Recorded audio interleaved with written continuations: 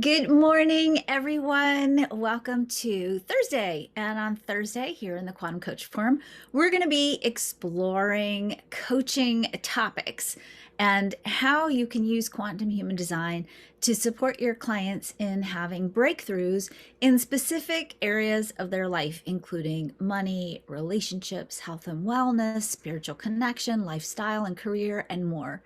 So we're going to, in the next couple of Thursdays, I'm going to have to start with unpacking what I'll call the basics. So we're going to be looking at the process of how we create. We're going to be exploring how we create through the lens of quantum physics and creativity. We're going to be looking at what role does your human design play in influencing how and what you create. And then we're going to specifically look at certain elements in the chart and how those elements in the chart might be impacting your client in those key areas that we tend to coach people in: money, relationships, health and wellness, lifestyle, career, life purpose, spiritual connection, all those places. So let's start today and also next Thursday. I want to really unpack the basics because it's going to help you get a good bead, if you will, or a good lock on why it is we need to understand quantum human design as a tool that it is, and how we can use that tool to really support our clients in having a very practical, grounded way in actualizing their full potential. So I'm going to use slides today. And a couple of you have been talking about needing to go back through these little talks and take notes. So you may want to watch this again. Some of you may have seen this before, but it's really, really powerful, I think, to watch just this little segment in the context of the conversation that we're going to be having. So I'm going to share my screen, and I will, if you like, I can post these slides when we're done so that you can see them. And if you want to print them up, you can take notes. All right. We are going to be today decoding the mystery of manifesting with quantum human design. Obviously, when you're working with your clients, you're supporting them in what we call manifesting, in the new thought movement, in the spiritual movement, oftentimes in the coaching movement. We're talking about manifesting, which is a word that I have a little bit of a challenge with. Part of why I have a challenge with it is because we have a type in traditional human design called a manifester, and oftentimes when I say to the other types, you're not a manifester, they think, oh, I don't manifest. Everybody manifests, and maybe a better word to substitute for manifesting is creating. Everybody creates. We're all creators. We're all in this constant exploration of fields of information that support us in exploring the process of bringing consciousness onto the material plane. Now, you might not say that to your clients, but maybe you will. I find that my clients tend to really be exploring, how do we really create on the material plane? How do we, maximizing your potential is creating on the material plane. It's fulfilling the full story, the full narrative of who you are. I want to just let you know, if you haven't seen this yet, that if you either don't have your human design chart, you can go to freehumandesignchart.com and get your free human design chart. Or if you're unfamiliar with the language of quantum human design, you can go to freehumandesignchart.com, run your chart, and the quantum language for the chart will be on printed on your free chart. So you can go rerun your chart. You'll see when your chart pulls up that it has the quantum language on there as well. So if you're curious about the quantum language of your chart, you can go check it out on freehumandesignchart.com, freehumandesignchart.com. All right, so as we talked about at the very beginning of the week, actually on Sunday, part of what you're doing is you're supporting your clients in crafting a new narrative. They've gone through some kind of cycle of disruption. They're sitting in the void. They're trying to figure out, who am I? Who do I want to be? Who do I want to grow into becoming? And part of one of the skill sets that you're going to have as somebody who understands quantum human design is you're going to understand that One of the first steps that somebody has to take to get out of the void, to craft a path out of the void after a cycle of disruption, is they've got to have a new narrative, a new story that is bigger than the story that they were living before, more aligned with their authentic self than the story before. And part of what you can do with the chart is give them that new story. You can start to help them in a very systematic and deliberate way build a new narrative that is more true to who they are and maybe even more worthy of who they are. We have to talk at the very beginning of this conversation about the power of language, because we don't realize sometimes the depth and the power that language has. Egypt as a civilization was one of the most powerful civilizations on the planet because it had a written language. And that written language, that ability to transmit ideas in written form, became an incredibly powerful way for the idea of Egypt to spread more rapidly. In Hebrew, there is a word devar, is a word that I love because it's a word that means word, literally word, but it's also the word that means things. And so if you go back to Old Testament or Torah, if you're Jewish, in the story of Genesis, in the beginning of the world, first there was the word, and in the very beginning, Adam was given the task of naming the animals in the Garden of Eden, and it was in the process of giving them a word, naming them, that they became things. Words translate ideas, sparks, into manifested form. And so the language we use and the language we train our clients to use when they begin to talk about themselves and their future actually begin the process of manifesting their thoughts, their ideas, their inspirations, their narrative into physical form. This is why the throat center is such a powerful center. We say in human design that the throat center is the center for manifestation into form. Part of why it's that center for manifestation is because by putting words to ideas, or putting words to thoughts, or putting words to inspiration, we begin the process of creating. Words create, they endure, they allow for unity, they transmit. They are the interface between the divine or the quantum field and human. They are power. They translate the infinite to the finite. They are the code for the story or the narrative, and they do literally carry frequencies of energy. And so when I rewrote the language of traditional human design and created quantum human design, part of what I did was I very carefully evaluated the frequency of the language in the new system so that we made sure that the language itself carried a high vibration, so that that story, that narrative that people are telling with the new language inherently contains a high frequency of energy. We know from the work that we've done in the lab, and this is actually part of what I'm working on with my dissertation right now, is that DNA responds to language. When we use high frequency language with DNA, it actually, because it's a spiral and it's all contracted and twisted, when we use high frequency language, the DNA's capacity to hold light, which is part of what it does, and light is a form of communication in the body. The nervous system functions with light, photons. The ability of the DNA to increase its capacity to hold light expands when we actually speak high frequency words to vials of DNA. The DNA coils begin to expand, their capacity to hold more information increases. And of course, the opposite is also true. When you speak low frequency language to DNA, it tightens up and it contracts and it can't carry or hold as much light. Russian scientists have actually been able to program the cadence, the syntax of language into radio frequencies, and actually use those radio frequencies to splice DNA. So they can actually use the syntax of language, which is universal, by the way. No matter where you're from, the syntax of language is universal. They can program syntax of language into radio frequency waves and use that syntax language, the energy of language, to splice DNA. And that's pretty phenomenal. They're not using little equipment, they're not using lasers, and they're not using little micro knives. They're using language to splice and change DNA. If we look at water, some of you may be familiar with the work of Dr. Amaru Emoto. If we look at how water crystallizes, water will crystallize in response to the frequencies of energy that it's holding. Now think about or realize that or remember that your body is almost exclusively made out of water.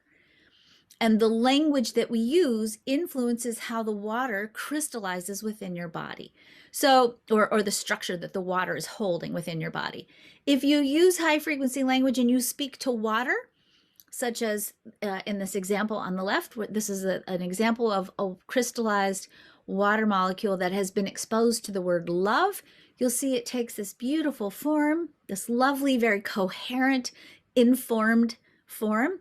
On the right-hand side, this is what water looks like when you say to it, "You make me sick," right? It literally looks like it makes you sick, right?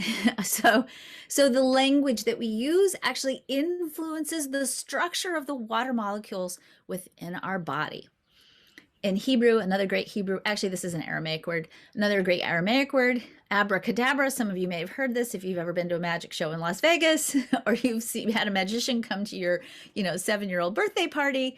The phrase abracadabra translated means I will create as I speak. The words we speak literally create. There are two really powerful words, and again, this has been assessed in the laboratory. Two of the most powerful words in the world are I am. And actually, when we look at the human design chart, the phrase I am emanates from the channel 1-8, from the G center to the throat center. It's the voice of the 1-8 that says I am. And it's the narrative we tell about who we are, that, as we know, because the G center is the center for love and direction, that G center sets that I am sets the tone and the direction for which our life takes us. So I am equals what you create and the direction of your life. In order for us to really understand from a coaching perspective why language is so important, why narrative is so important, why one of our biggest jobs as coaches is to support our clients in cultivating a narrative that really allows them to fully embody the potential of who they are so that they can set a tone and a direction that begins to fulfill that potential, we have to unpack what I jokingly, totally jokingly call basic quantum mechanics. Basic quantum mechanics is how you harness the power of inspiration. I'm going to go through in the next couple of slides the parts of the creative equation, if you will. So we're going to go through all the little parts of the creative equation, and I'm going to unpack for you how language and meaning impacts what you end up creating with your life. So we're going to look at how you harness the power of inspiration. So the first component in the equation of creativity, the first part of the creative process, is actually where it all starts in the quantum field. This is the unmanifest reality. This is where inspiration hangs out. So right now, at this very moment, you are the manifested form of an infinite field of potentials. You are swimming right now. Your clients right now are swimming in an infinite field of potentials. Those potentials, there's just more than you can ever manifest in a lifetime or several lifetimes.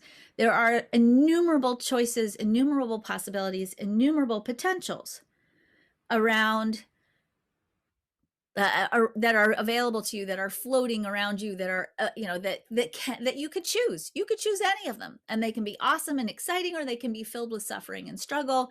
You get to decide how you're going to create that inspiration field and turn it into form. The second part of the creative process is called the mental and the emotional body. This is where you carry your conditioning. So this is basically an energy field. This is more personal to you or more personal to your unique clients. This is an energy field where we carry memories, where we carry our belief systems, where we carry our conditioning, where we carry the epigenetic programming from our ancestral lineage. This is the field of information that makes us believe we are who we are. This is the field of information that informs our response to the world, that conditions how we choose or what we choose out of this quantum field of infinite potential. The third part of the creative process is called the manifested reality. This is your life right now.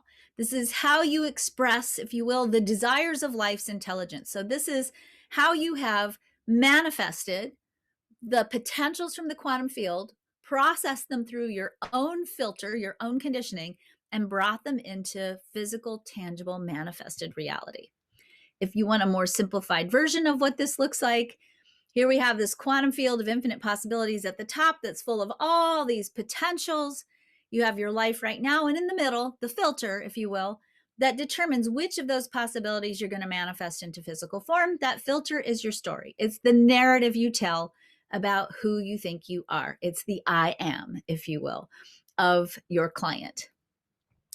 Consciousness is basically the rocket fuel that is the creative juice that inspires which of the quantum potentials we choose, what conditioning do we continue to hold on to and relate to, and what we end up manifesting in our life. So oftentimes when we really want to change our point of creation for our clients, we have to change a lot of times we have to do education around what is consciousness and how do we shift and change the level of consciousness with which we are working.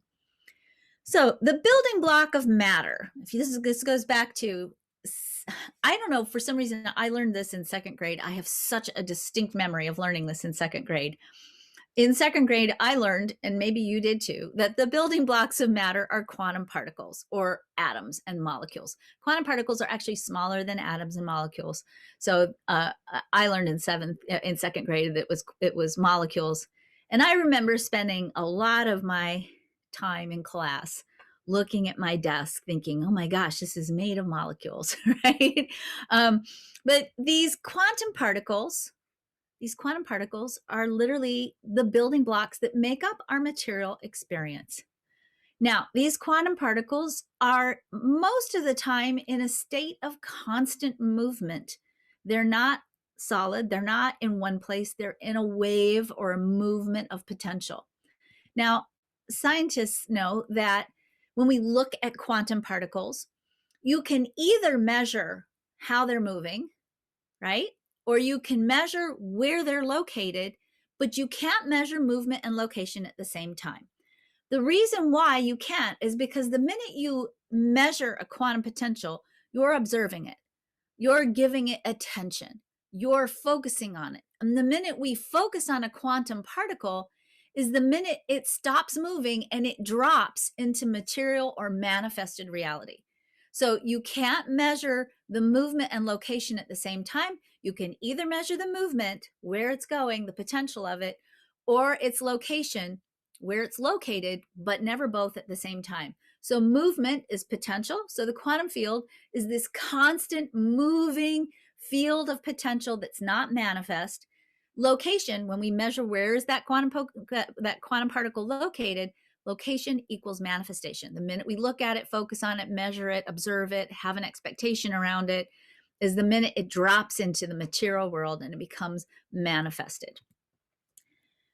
Meaning is our way of measuring, and it determines what we create and manifest. So scientists, quantum physicists know that the expectations, which is a meaning, the expectations they have around the behavior of a quantum particle oftentimes causes that quantum particle to behave exactly the way they expect it, which means reality and even the science of quantum particles and the world to a certain degree has a lot of variability depending on the meaning or the meaning we give it or the perspective of the expectations that we have. So the meanings you have about ideas, about potentials, are determined by your conditioning field, things that have happened to you, memories and old artifacts from emotional situations, ancestral lineage, programming from your parents. All those things are will determine the meanings that you have. And from a coaching lens, if we want to create a different state of well-being in our lives or help our clients create a different state of well-being, sometimes they need support in changing the meanings that they have about their life. So what does that mean? What that means is that our stories we tell about our lives determine what we create, as well as the potentials we activate in the quantum field. So I want you to take a moment and just look at this slide. This slide has a word on it. The word is creativity. And I want you and I'm going to set the timer, and you can do this for longer if you're watching this on replay, but just for 30 seconds, I want you just to write down, when you see the word creativity, when you look at this slide, what are all the ideas that come to mind? When you see the word creativity, what are all the ideas that pop into your mind? What do you think about when you think about the word creativity? So I'm going to take a pause. I've set the timer. Just quickly make a bulleted list. Everything that comes to mind when you think of the word creativity.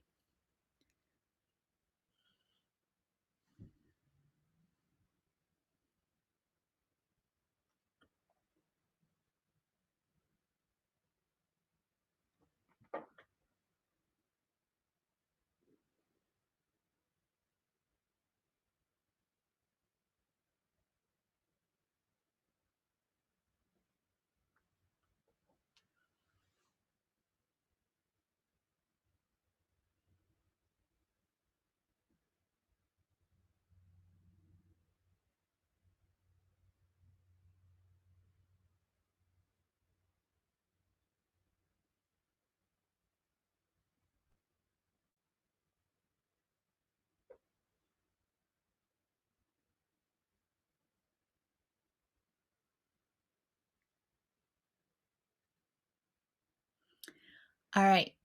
So if you're watching this live in the Facebook group, post below what are some things that came up for you when you thought about the word creativity? Typically, when I do this in a live class, when we're interacting with each other, people will say things like color, uh, self expression, joy, dance, art, music. And there will be other people who say things like, I'm not allowed, I'm not good at it, I'm blocked. You know, somebody told me I have to be practical instead of creative. There are a lot of different answers to what the idea of creativity sparked within you. Those ideas, those meanings we have around creativity are influenced by your conditioning. So let's talk a little bit about what happened when I showed you the word creativity. So this is literally what your brain looks like when it gets inspired. Okay. It's definitely what my brain feels like when it's inspired. So when I said the word creativity, or you looked at the creativity slide, what happened is in that moment, the word creativity triggered a photon storm, a storm of light in your brain. That photon storm in turn triggered your brain, created in your brain the production of neurotransmitters. Neurotransmitters are chemicals that we can literally measure in the lab. So your brain turned light, photons, into matter, neurotransmitters. That's how powerful we are. Those neurotransmitters in turn created an emotional response. Now, if your emotional response to the word creativity was juicy and exciting and passionate, then you created emotional energy that matched those meanings. If you thought about the word creativity and you started to think, wow, I'm creatively blocked, I really just don't have it, I don't have time, I don't know, it's not practical, I can't make money at it, whatever may have come up for you that maybe wasn't so joyful around the idea of creativity, your body created an emotional response that matched those meanings. That emotional response is a frequency of energy.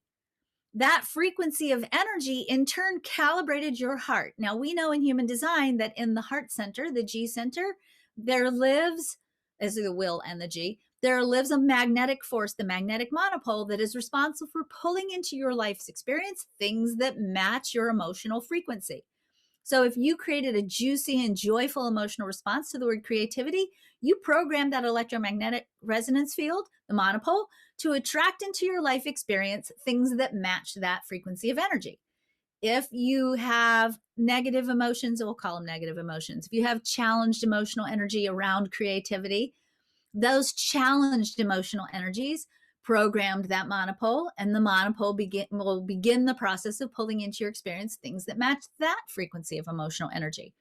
So you created photons, neurotransmitters, emotional energy, and you programmed yourself to begin to attract in response to the meanings that you hold around creativity. Again, reminder, if you don't like what you created, if your material world is reflecting something back to you that you don't like, the first point of changing your attraction, the point of your attraction is going to be changing the narrative, the story that you hold. So photons are part of our creative medium. What inspired the movement of the photons in the first place? Your story. The narrative you have about who you are, that I am, if you will, that narrative, that story is going to be what's influencing which of the quantum potentials you're actually collapsing, manifesting into your physical world. You now understand that the way you do that is you have a meaning. It creates a photon storm. It stimulates your brain. You create neurotransmitters. You create in response an emotional frequency of energy. That emotional frequency of energy in response calibrates the heart and the monopole and pulls into your experience things that match those meanings. You can change the story. You can change the meanings. And when you change the meanings, it changes the point of attraction and what you want, what our clients want. So if we want to create a reality that we really want to be experiencing, we have to tell stories that match what we want.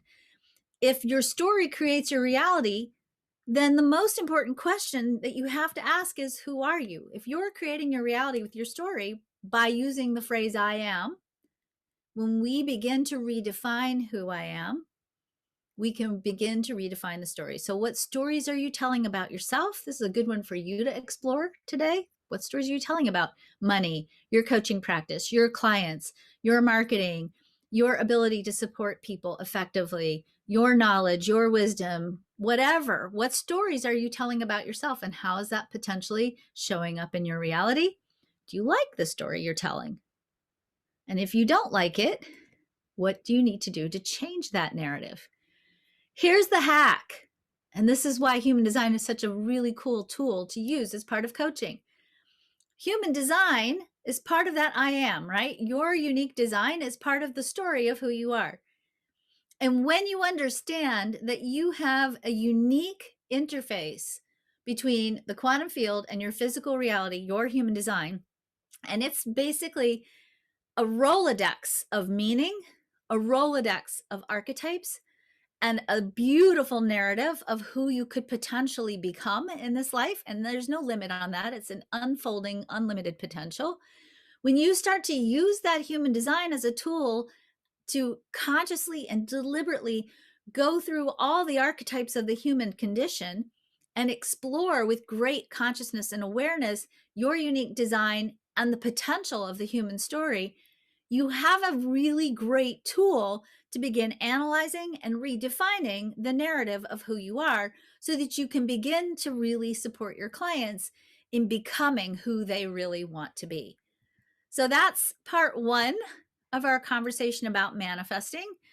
Next week, I'm going to unpack a little bit more the mechanics through the lens of human design of how we manifest and the importance of the emotional solar plexus in the manifestation process, and what we do practically as coaches to support our clients to begin the process of redefining their personal narrative and telling a new story about who they really are. So I hope you enjoyed today's lessons. Tomorrow, we're going to start working on the life purpose template because tomorrow's Friday, and Friday is your day as a coach. It's the day you get to explore some of what we're talking about in the Coaches Forum for yourself so that you can better maximize your potential, so that you can tap into sustainability and abundance for yourself, so that you can stay fully present and excited and vital in your coaching practice and really continue to do the work that your soul is calling you to do and support other people in waking up to the full potential of who they are. So have a good day. Have a great week. I'll talk to you tomorrow.